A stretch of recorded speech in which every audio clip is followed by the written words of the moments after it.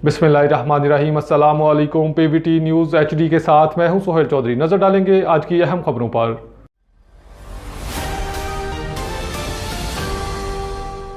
हारून अब्बास से हमें आगाह करें। मलिक मुश्ताक अहमद खिलजी के मुताबिक वफाकी मोहसिब रीजनल ऑफिस बहावलपुर में सीनियर एडवाइज़र और एसोसिएट एडवाइज़र्स की जानिब से मुख्तलिफ वफाकी अदारों के केसेस की समाअत की गई।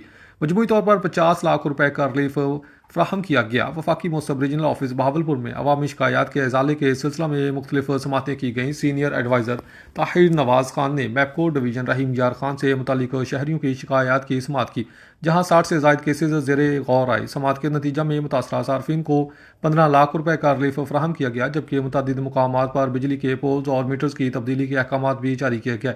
इसी रोज़ एसोसिएट एडवाइज़र खालिद नज़ीर ने Pakistan postal life insurance, MEPCO, Pakistan post office और ज़राई तरक्याती बैंक लिमिटेड से मुतालिक शहरियों की शिकायत की समाअत की, जिसमें भी 60 से ज़ायद केसेज ज़ेरे गौर आए। इन समातों के नतीजा में शहरियों को मजमूई तौर पर 35 लाख रुपए का रिलीफ फ्राहम किया गया। समातों के दौरान मुतलका वफाकी अदारों के नुमाइंदगान और सख्ती से हदायत की गई कि अवामी शिकायत के अजाले में किसी किस्म की कोताही या ताख़ीर बर्दाश्त नहीं की जाएगी और तमाम मामलात को कानून के मुताबिक बर वक्त निपटाया जाएगा। न्यूज़ स्टूडियो से फिल वक्त इतना ही। मज़ीद खबरों और तफसीलात के लिए देखते रहिए पीवीटी न्यूज़ एचडी।